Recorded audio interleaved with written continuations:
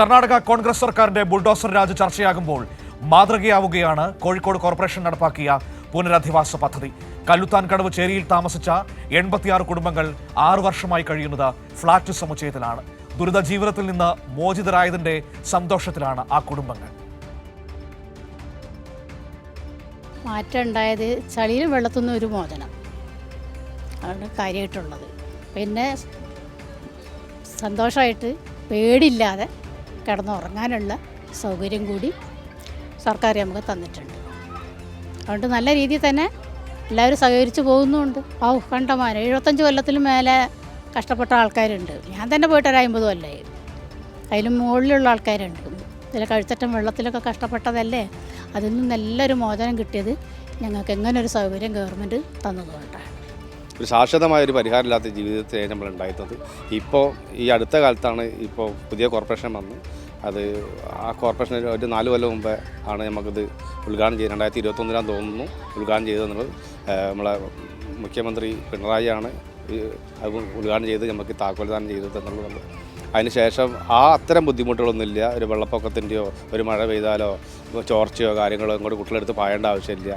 പല സ്ഥലങ്ങളിലും ചേരി എന്നൊക്കെ പറഞ്ഞിട്ട് പൊളിച്ച് നീക്കുന്നൊരു സ്ഥിതിവിശേഷങ്ങളാണ് ഇപ്പോൾ നമ്മൾ കണ്ടുവരുന്നത്.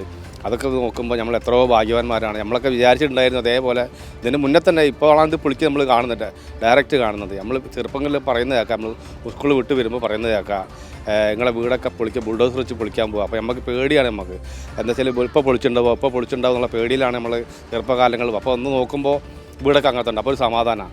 ആ ഇതിൽ ജീവിച്ച ആളുകളെ നമ്മൾ അന്നാണെങ്കിൽ കോളനിയിൽ വെള്ളം വെളിച്ചം ഒന്നുമില്ലാത്ത ജീവിതം നമ്മൾ ജീവിച്ചത്. കുറേ കഴിഞ്ഞിട്ടാണ് വെള്ളം വെളിച്ചം നമ്മളെ കോളനിയിലേക്ക് വരുന്നത്. അത് കഴിഞ്ഞ് ഇങ്ങോട്ട് വന്നപ്പോൾ നമ്മളെ ജീവിത രീതി തന്നെ മാറി.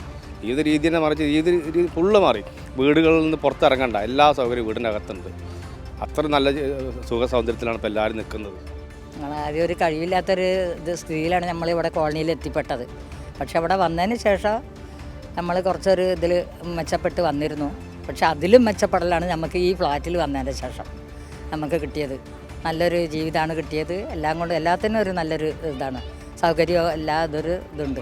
അവിടെ ഇപ്പോൾ ചളിക്കുണ്ടിൽ വെള്ളപ്പൊക്കത്തിൽ എണീച്ച് ഓടുക, അങ്ങോട്ടും ഇങ്ങോട്ടും ഓടുക, എത്രയോ കഷ്ടപ്പെട്ടിരിക്കുന്നു അതിൻ്റെ ഉള്ളിൽ.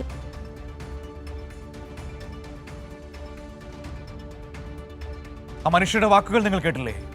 അനുഭവിച്ച ദുരന്ത ജീവിതത്തിൽ നിന്ന് ഒരു മനോഹരമായ, നമ്മളെപ്പോലെയൊക്കെ സാധാരണക്കാരായ മറ്റു മനുഷ്യരെ പോലെയൊക്കെ ജീവിക്കാൻ കഴിഞ്ഞതിൻ്റെ ഒരു വലിയ സന്തോഷം പങ്കുവയ്ക്കുകയാണ് ആ മനുഷ്യരൊക്കെ. ഒന്ന് ഓർത്തു നോക്കൂ, ഈ മാതൃകകളാണ് കേരളം ലോകത്തിന് മുന്നിൽ വയ്ക്കുന്നത്. അതുകൊണ്ട് തന്നെയാണ് കേരളത്തിൻ്റെ മുഖ്യമന്ത്രിക്ക് ദുരിതം അനുഭവിക്കുന്ന മനുഷ്യർക്ക് വേണ്ടി സംസാരിക്കാനുള്ള വോയിസ് ഉണ്ടാകുന്നത് എന്നതാണ് ഏറ്റവും പ്രധാനപ്പെട്ട കാര്യം. ഇങ്ങനെയൊരു മാതൃക നിങ്ങൾ ഭരിക്കുന്ന ഏതെങ്കിലും ഒരു സംസ്ഥാനത്ത് നിന്ന് ഞങ്ങൾക്ക് കാണിച്ചു തരാൻ കഴിയുമോ? ഞങ്ങളോട് പറയാൻ പറ്റുമോ? ഇല്ലല്ലോ. അപ്പോൾ അതുകൊണ്ട് പിണറായി വിജയനെ പഠിപ്പിക്കാൻ വരുന്നതിന് മുൻപ് സ്വന്തം ജനതയോട് നിങ്ങളൊന്ന് ചോദിച്ചു നോക്കൂ. നിങ്ങൾ അവർക്ക് നൽകുന്നത് എന്താണെന്ന്, അവരെ നിങ്ങൾ കാണുന്നത് എങ്ങനെയാണെന്ന്. അതിനുള്ള ഉത്തരം കിട്ടിയതിനു ശേഷം നമുക്ക് പിണറായിയെ പഠിപ്പിക്കാൻ ഇറങ്ങാം. വിവരങ്ങളുമായി AK ലതീഷ് കൂടി എന്നോടൊപ്പം ചേരുകയാണ്. ലതീഷ്, കല്ലുത്താൻകടവ് ഫ്ളാറ്റിൽ താമസിക്കുന്ന മനുഷ്യരുടെ വാക്കുകളാണ് നമ്മൾ കേട്ടത്. ഇലക്ഷന്റെ സമയത്ത് ഞാനും ആ ഫ്ളാറ്റുകളിൽ പോയതായിരുന്നു, അവരോട് സംസാരിച്ചതായിരുന്നു. അന്ന് ഇന്ന് അവർ അനുഭവിക്കുന്ന ഒരു ജീവിതത്തെക്കുറിച്ച് കണ്ണു നിറഞ്ഞ് സംസാരിക്കുന്നത് ഞാൻ കണ്ടതാണ്. നമ്മൾ ലോകത്തിന് മുൻപിൽ കേരളം തീർക്കുന്ന വലിയ മാതൃകകളിൽ ഒന്നാണ് കല്ലുത്താൻ കടവിൽ നമ്മൾ കാണിച്ചു കൊടുത്തത്. അങ്ങനെയുള്ള മാതൃകകളൊക്കെ ഉള്ളതുകൊണ്ടാണ് ബംഗളൂരുവിൽ പുറത്താക്കപ്പെട്ട മനുഷ്യർക്ക് വേണ്ടി സംസാരിക്കാൻ നമുക്ക് കഴിയുന്നതും. ലതീഷ്,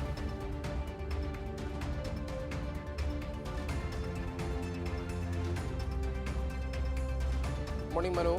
തീർച്ചയായും മനു സൂചിപ്പിച്ച പോലെ തന്നെ ഫക്കീർ കോളനിയിലും വസീം ലേഔട്ടിലും 300-ലേറെ കുടുംബങ്ങളെയാണ് അർദ്ധരാത്രി കിടന്നുറങ്ങുന്ന ഘട്ടത്തിൽ ഉത്തരേന്ത്യയിലൊക്കെ നമ്മൾ കാണുകയും ചർച്ചയാവുകയും ചെയ്ത രീതിയിൽ ബുൾഡോസർ രാജ് ഉപയോഗിച്ച് കോൺഗ്രസ് ഭരിക്കുന്ന, സിദ്ധരാമയ്യ ഭരിക്കുന്ന കർണാടക സർക്കാർ ഇത്തരത്തിൽ പാവപ്പെട്ട കുടുംബങ്ങളെ തെരുവിലേക്ക് ആട്ടിയിറക്കുന്ന കാഴ്ച നമ്മൾ കാണുന്നത്.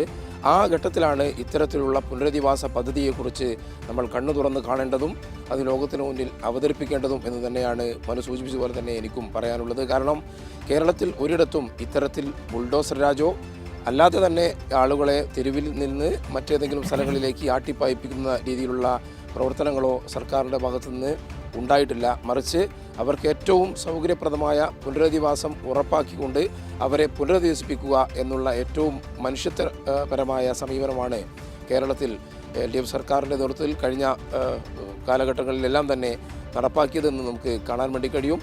എന്തായാലും ഈ ബംഗളൂരുവിലെ ഈ ബുൾഡോസർ രാജിനെതിരെ വലിയ പ്രതിഷേധം രാജ്യവ്യാപകമായി തന്നെ ഉയർന്നു വരുന്നൊരു സാഹചര്യത്തിൽ കൂടിയാണ് കല്ലുത്താൻകടവിൽ കല്ലുത്താൻകടവ് ചേരി എന്ന് പറയുന്നത് കോഴിക്കോട് നഗരത്തിൽ തന്നെയുള്ള ഒരു ചേരി പ്രദേശമായിരുന്നു. 6 വർഷം മുമ്പ് 2019 കേരളപ്പിറവി ദിനത്തിലാണ് ഈ ഫ്ലാറ്റ് സമുച്ചയം മുഖ്യമന്ത്രി പിണറായി വിജയൻ ഈ പാവപ്പെട്ട കുടുംബങ്ങൾക്കായി തുറന്നു നൽകിയത്. അതിൻ്റെ താക്കോൽ കൈമാറിയത് 80 ചേരിയിൽ താമസിച്ചിരുന്നു. ഒറ്റമുറി കൂര എന്ന് പറയുന്നത് ആ ദൃശ്യങ്ങളിൽ നമുക്ക് കാണാൻ കഴിയുന്ന പോലെ മുമ്പുള്ള ദൃശ്യങ്ങളിൽ കാണാൻ കഴിയും എന്നാണ് നാം പ്രതീക്ഷിക്കുന്നത്. എന്തായാലും ഫ്ലക്സ് ഷീറ്റുകൾ കൊണ്ടും പരസ്യ ബോർഡുകൾ കൊണ്ടുമെല്ലാം മറച്ചുണ്ടാക്കിയ ഒറ്റമുറി വീട്ടിൽ ചെളിക്കുണ്ടിലായിരുന്നു അവർ താമസിച്ചിരുന്നത്. അത്തരത്തിൽ ഊരും പേരുമില്ലാതെ താമസിച്ചിരുന്ന 86 കുടുംബങ്ങളെയാണ് ഇത്തരത്തിൽ ഏറ്റവും മനോഹരമായ ഫ്ലാറ്റ് നിർമ്മിച്ചുകൊണ്ട് കല്ലുത്താൻകടവിലേക്ക് തന്നെ അതിന് സമീപത്ത് തന്നെയുള്ള ഫ്ലാറ്റിലേക്ക് പുനരധിവസിപ്പിച്ചത്. ഒപ്പം 13 കുടുംബങ്ങൾ മുതലക്കുളത്തു നിന്നുള്ള അലക്കു തൊഴിലാളികളായ 13 കുടുംബങ്ങളെയും അവിടെ പുനരധിവസിപ്പിച്ചു. അത്തരത്തിൽ 99 കുടുംബങ്ങൾക്കാണ് ആ ഫ്ലാറ്റിൽ ആദ്യഘട്ടത്തിൽ സൗകര്യമൊരുക്കിയത്, താമസത്തിനുള്ള സൗകര്യമൊരുക്കിയത്, അന്തി ഉറങ്ങാനുള്ള സൗകര്യമൊരുക്കിയത്. അത് 6 വർഷം മുമ്പാണെങ്കിൽ ഈ കഴിഞ്ഞ ദിവസങ്ങളിലാണ് അല്ലെങ്കിൽ കഴിഞ്ഞ മാസമാണ് അതിദരിദ്രരായ കുടുംബങ്ങളിലുള്ള 32 കുടുംബങ്ങളെ കൂടി ഈ ഫ്ലാറ്റിലേക്ക് താമസിപ്പിക്കാൻ കോഴിക്കോട് കോർപ്പറേഷൻ തീരുമാനമെടുക്കുകയും അവർ കൂടി ഇപ്പോൾ ഈ ഫ്ലാറ്റിൽ താമസിക്കുകയും ചെയ്യുന്നുണ്ട്. 141 ഫ്ലാറ്റുകളാണ് കോഴിക്കോട് കോർപ്പറേഷൻ്റെ നേതൃത്വത്തിൽ കല്ലുത്താൻകടവിൽ പണിതുയർത്തിയതും അവിടേക്ക് ആളുകളെ മാറ്റി താമസിപ്പിച്ചതും. ഇനിയും കുറച്ച് ഫ്ലാറ്റുകൾ കൂടി അവിടെയുണ്ട്. ഇത്തരത്തിൽ പുറമ്പോക്കിൽ കഴിയുന്ന അല്ലെങ്കിൽ നിരാലംബരായ ആളുകൾക്ക് വേണ്ടി മാത്രം അത് ഉപയോഗിക്കാൻ കഴിയുന്ന രീതിയിലാണ് ഇപ്പോൾ അതിൻ്റെ ക്രമീകരണം ഏർപ്പെടുത്തിയിരിക്കുന്നത്. അതിൻ്റെ ഭാഗമായാണ് നേരത്തെ പുനരധിവസിപ്പിച്ച 99 കുടുംബങ്ങൾക്ക് പുറമെ 32 കുടുംബങ്ങളെ അതിദരിദ്ര വിഭാഗത്തിൽ നിന്ന് വീടോ അതേപോലെ തന്നെ താമസ സൗകര്യമോ ഭൂമിയോ ഇല്ലാത്ത കുടുംബങ്ങളെ ഇത്തരത്തിൽ പുനരധിവസിപ്പിക്കാൻ കോഴിക്കോട് കോർപ്പറേഷന് കഴിഞ്ഞത്. എന്തായാലും ബുൾഡോസർ രാജ് നടപ്പാക്കുന്ന സംസ്ഥാന സർക്കാരുകൾക്ക് ഒരു മാതൃക തന്നെയാണ് കോഴിക്കോട് കോർപ്പറേഷൻ നടപ്പാക്കിയ ഈ പുനരധിവാസ പദ്ധതി എന്ന് നമുക്ക് ഉറപ്പിച്ചു പറയാൻ കഴിയും. കാരണം ഒരു കുടുംബത്തെയും അനാഥമാക്കുകയല്ല കോഴിക്കോട് കോർപ്പറേഷൻ നേതൃത്വത്തിൽ കല്ലുത്താൻകടവിൽ ചെയ്തത്.